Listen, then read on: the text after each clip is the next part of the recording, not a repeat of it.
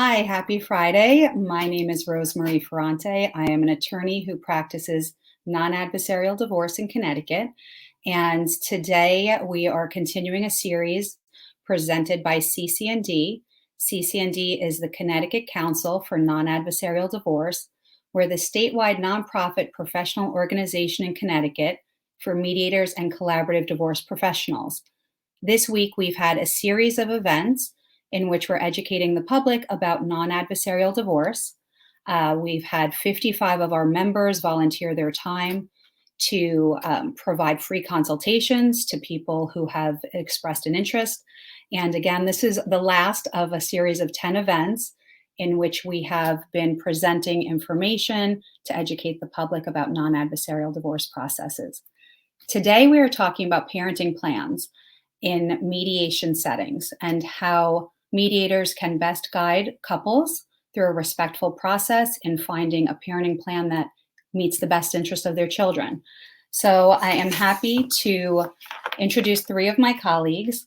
Louise Zito is a family law attorney and a mediator and collaborative attorney who's been practicing for 37 years.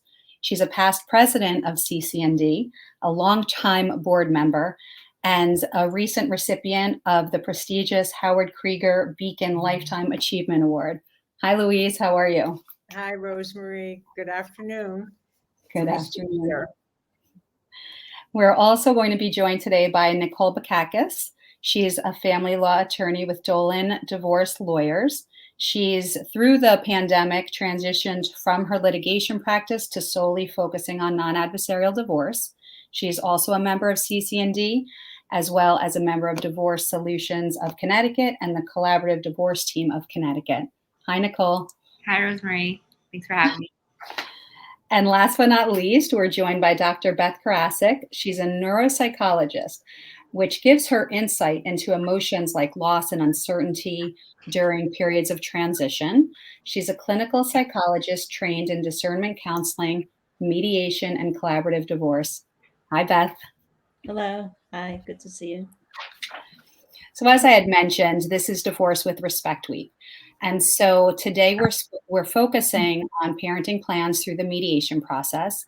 So I'd like to start with you, Louise.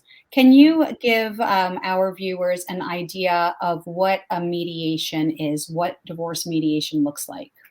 Sure. Mediation is actually a wonderful opportunity to give you a chance to address all of the concerns that you have about your divorce, all of the concerns that you have about how you're going to continue to raise your children. So it's kind of the antithesis of the court process, because it starts with what's important to you, which can be very expansive, much more expansive than you would get if you were sitting in a trial with a judge who's got limitations according to the law as to what could be addressed.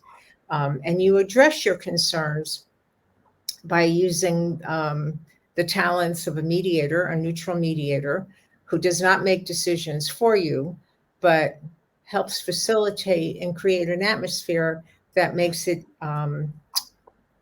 that gives you the ability to make your own decisions and determine together how you're going to raise your children. Thank you. So when you're talking about a mediator, I think there's still some confusion in the public about whether your mediator needs to be an attorney. And if he or she is an attorney, how is that role different than your typical attorney in an adversarial process? Well, in an adversarial process, your attorney is going to give you advice, not only on the law, but on what decisions you should make within the parameters of the law. The mediator is not acting as your advocate.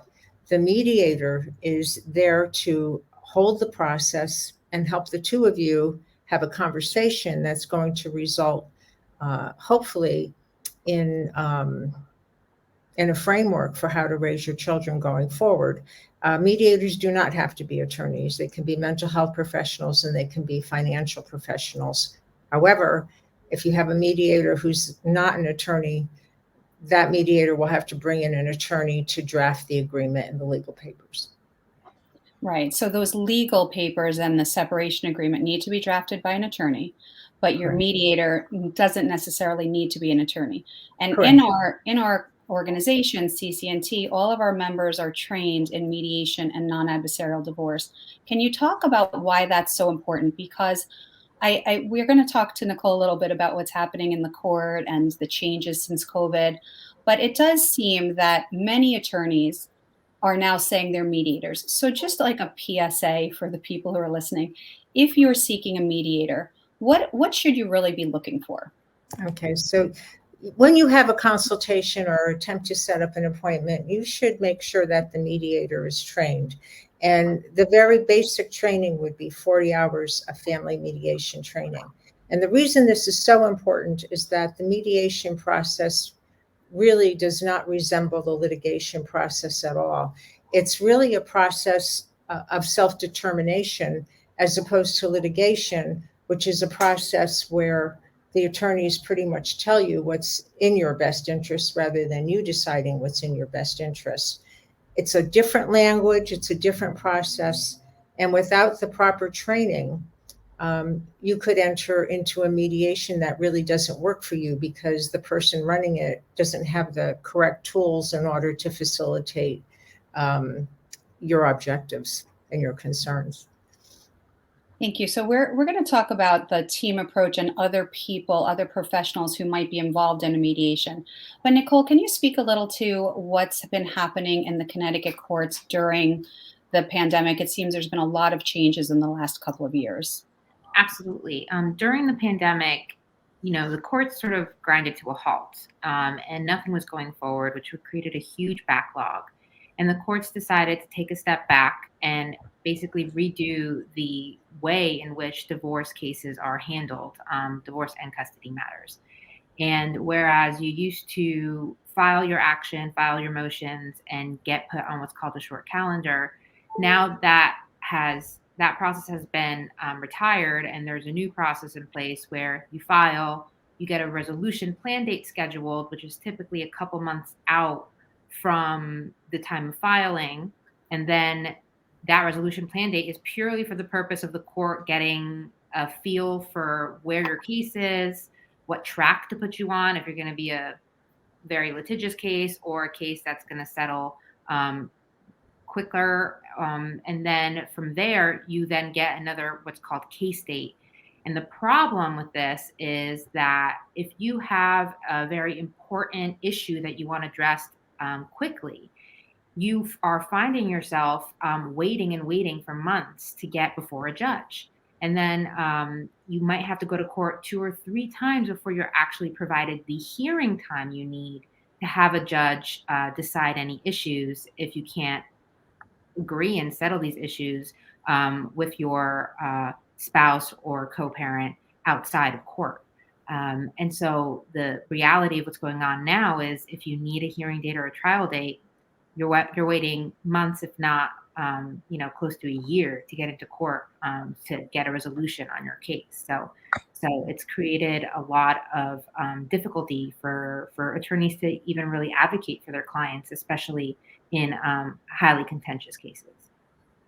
Thank you. And so, what you're outlining really heightens everybody's anxiety and everybody's nerves and all the emotions that people are already feeling going through a divorce process.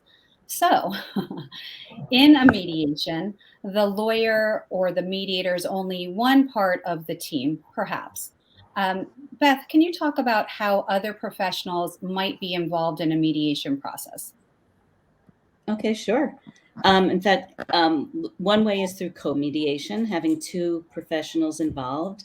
I've done a number of cases, worked with a number of couples with Louise as a co-mediator. So there might be an attorney. I'm a mental health professional. There could be an attorney and a financial professional. But basically, you really can get so there's that teamwork that's involved. And basically, you really get to have the expertise, more specific expertise for your situation by having at least 2 of the 3 legs of the stool that exist in divorce, meaning the financial, the communication or relationship, which is the mental health professional, and then of course the legal issues involved. So there's teamwork in that regard. I mean, there's of course the whole world of collaborative divorce, where there's a team of professionals working with the couple. But yeah, I think that like a team approach or a co-mediation approach really allows for more eyes on people while one of the mediators is working or talking or sorting out something with the participants or with the couple. The other professional can be there with eyes on, really just listening carefully and seeing what's happening with each of the people. So it really adds, I guess it broadens and deepens what's available to clients to really consider all aspects of their situation and even bring some more creativity, like another brain, another person with experience and expertise really working on, how to sort through the different problems and ways to create what'll work for the couple as they make their choices. Thank you. So on Wednesday, we had guests on this show talking about the financials and the role of a financial neutral in a collaborative process and in a mediation process. And so today we're really focusing more on the emotional side of it. And obviously we're going to get to the parenting plan in more detail.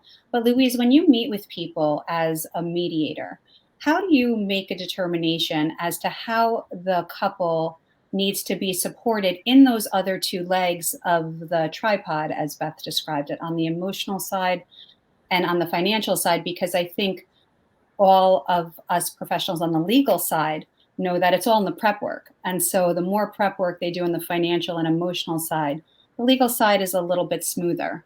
So how do you guide people in that regard? Well, when I'm working with a couple and they have very different parenting styles, that's a kind of a red flag for me that maybe it would help to have a mental health professional as part of the team. Not that they have to give up their different parenting styles necessarily, but they don't always see it that way. The other time that I would really want to make sure there's a mental health professional on the scene is if one person wants the divorce and the other person really does not and is very reluctant. I think that it helps to have a mental health professional have those certain conversations to kind of ease the way for the reluctant person to get toward acceptance. If one or both are very upset, just there's a lot going on, and their brain's going off in a million different directions. Beth knows what to do, not me. So I would certainly call her in. And for the financial, if they're very complicated, if there's family business involved, if there's a lot of deferred compensation or complicated compensation programs, I would probably want to bring in a financial person. So we're going to get to the brain on divorce in a moment. But Nicole, maybe you can just give whomever's watching an overview of what is a parenting plan. Absolutely. So a parenting plan is the document that is going to articulate what your agreement is on custody. So there are going to usually be two main sections. One is going to be the legal custody section, which talks about decision making. How do you make decisions regarding your child's medical needs, education, religion, and how and when do you need to consult one another? Who has access to information from doctors, schools, and et cetera. And then the second big part is, of course, the physical custody schedule, which is where the child is going to primarily reside, and where the parents are one parent has primary custody and the child's residing primarily with one parent. The other parent's going to have a parenting schedule put in place. And so typically that's going to get articulated in detail in the parenting plan. And in addition to the times, you talk about exchanges, who's responsible to take the kid to their activities during their parenting time. And you also articulate holidays, how those are going to be shared, how what vacation parents are entitled to. So pretty much lays out the agreement that the parties have about legal and physical custody. Thank you. And I think that it's important to note that parenting, if you're divorcing in Connecticut and you have minor children, you're required to take a parenting course. And a lot of people sort of balk at that or don't really understand that. I think that it's important to recognize that even though you've been a parent for a long time, co-parenting post-divorce is a completely different animal. And so the more people are aligned on the expectations of what that's going to look like, the smoother their post-divorce life can be, and obviously the better for their children. So, Beth, if you can just, based on your background in neuropsychology, can you tell us what happens to the brain on divorce? What are people going through emotionally and neuropsychologically, biologically? Okay. You tell us. Okay. All right. Well, the first thing I'd say is, believe it or not, anybody who comes in to be divorced is a human being. Like, even if their partners may not think so, at times they actually are human beings. And human beings have particular ways, like our brains are basically machinery, like have automatic processes going on all the time. Most people have heard about the stress response, fight, flight, freeze, and there are a lot of other kind of options or things that are being understood about that. So basically, divorce, even if you want it is the brain. Our brains experience it as threat, like it's a threat to survival. Your survival as you know it is changing. A lot of times I'll say to people, or I'll note to people, that their molecules have to realign. And I've been through divorce myself, and so I've experienced this. So basically, in terms of the brain, everybody, wanted or not, has some reactions that come up automatically, really, because for human beings, any change is a threat. Like, we have to adjust ourselves to come out of something that we're used to. So people respond in all different ways and individual ways, but also they're sort of standard ways, or ways that have been identified or conceptualized.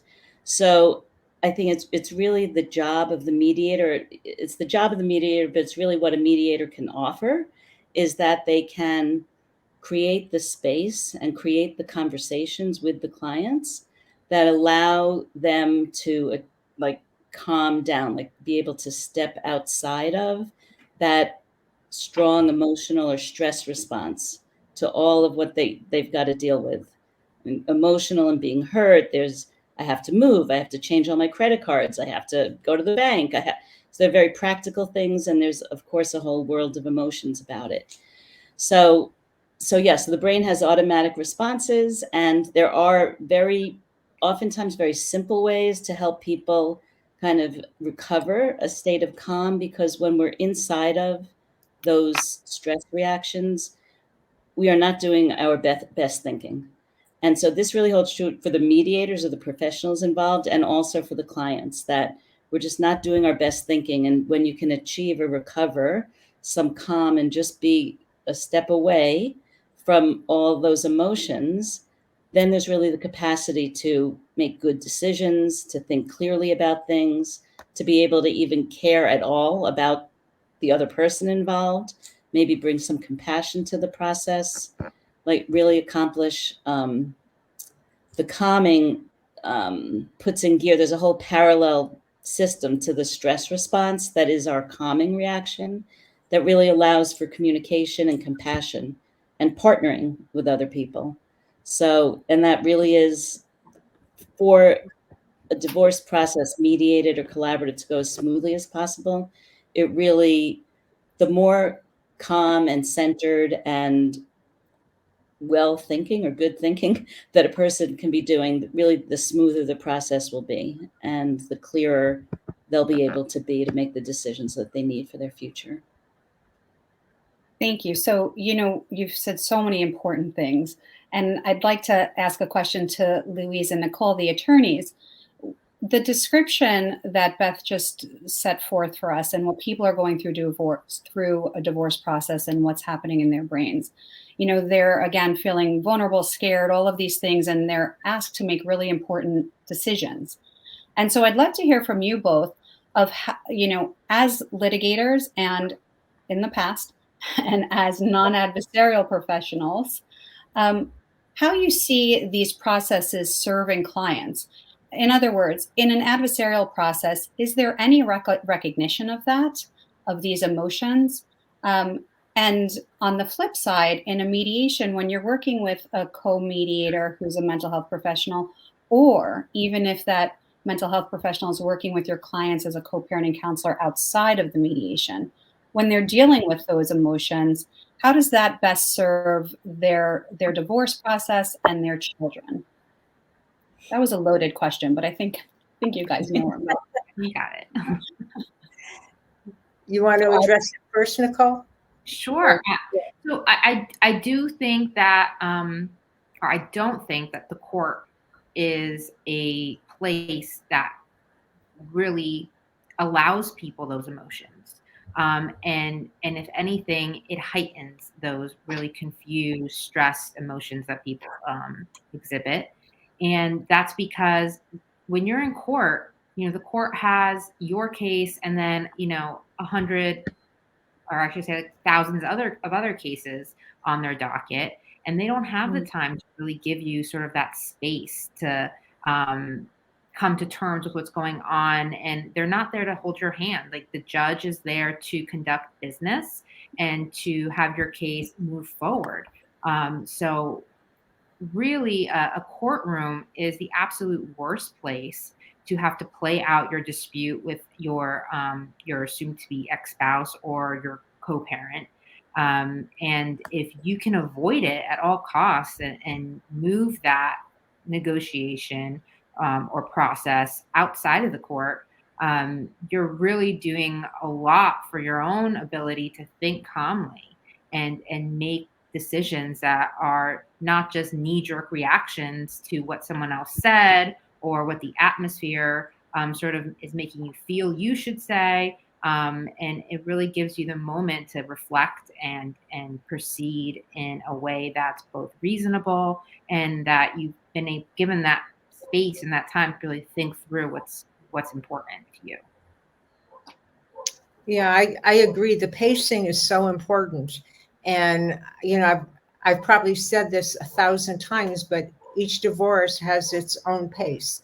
And when you're in a courtroom, you're going by the judge's pace or the pace of the docket, how many people are there that day. You don't get to choose. You don't get to move in a rhythm that's comfortable for you. And we really didn't talk about environment and how important it is. But one of the things that a mediator does is creates a safe space, whether it's remotely or in person, so that the people involved know it's confidential, it's private, there's no judgment, no one's going to cut them off. They're going to give them time to adjust and to speak and to reach decisions in a way that works for everyone. And that's a really good point, because in a mediation process, again, whether there's a co-mediator who's a mental health professional in the room, or if the people have outside of the mediation been working with a mental health professional in any regard, the conversations are more paced. They're a little more easy to have in that setting. We hear a lot of times that people say, well, how are we going to communicate? We haven't been able to communicate in so many years. There's often some sort of marital dynamic and breakdown in communication. So anybody can answer this, really. The question is, how does that help people have conversations they might not have been able to have before? How does that help them not only in parenting, but just, in future relationships? I think what Beth had said before, that they're human beings and people forget that. It's sort of bringing them into the process and saying, you're in this process, speak for yourself, use I statements, don't presume to know what your spouse or co-parent wants out of this process. And it really forces people to stop and listen. And I feel like people don't do a lot of listening, especially when they're used to just being on the offensive and they don't question, each other's views of one another. And they're just in a cycle, and the mediation process really helps sort of stop that cycle. And the idea is to really help people think about the other person in a different way, and find ways to understand and speak to one another that are hopefully more respectful, but also more productive. Yeah. I just want to add one thing. I think we're almost out of time, but just it's so important talking about parenting plans. And I think particularly in terms of parenting plan, really for all the decisions, but for parenting plans, for the two people to be able to take a breath and be there, not as adversaries, but be able to take a moment to consider, to listen to what the other person thinks or wants or says. We spend a lot of time getting clear on people's interests, what really matters to them, what their values are, what they want to provide for their children. So again, just in terms of parenting plans, I think it's particularly important that people be able to have that time and space to calm down, clear their minds. We're asking them to make some of the most important life decisions they'll ever make when they cannot even think straight. So yeah, I can't believe we're running out of time. I wanted to just add, because there are always going to be disagreements between people. And so a framework in your parenting plan that's going to outline how you're going to have these discussions when there's no more mediators. And when your divorce agreement is done, and in 4 months, 6 months, a year, you have a disagreement with your co-parent. Hopefully we're setting up tools for successful, respectful co-parenting. Louise, it looked like you had something else to say. We're almost out of time. Did you want to add something? Well, I was just thinking that a friend of mine always tells her clients, you're divorcing your spouse, not your children. And I think the important thing is to also keep in mind that that's true for your spouse as well, that your spouse is divorcing you or maybe being divorced by you, but not your children. The children and the two of you are always going to be linked. And to be able to figure out how to communicate and, have joyful experiences going forward with your children rather than having to segregate everybody because there's so much tension between the ex-spouses or their families. It just can't be measured. Mm-hmm. That's a great point. And so on that note, CCND professionals are all trained in these non-adversarial processes. This week has been Divorce with Respect Week. We hope that everybody's learned a bit. For more information, please go to gooddivorcect.com. Thank you. Thank you guys for joining me. It was a great discussion. Thank you. Thank you.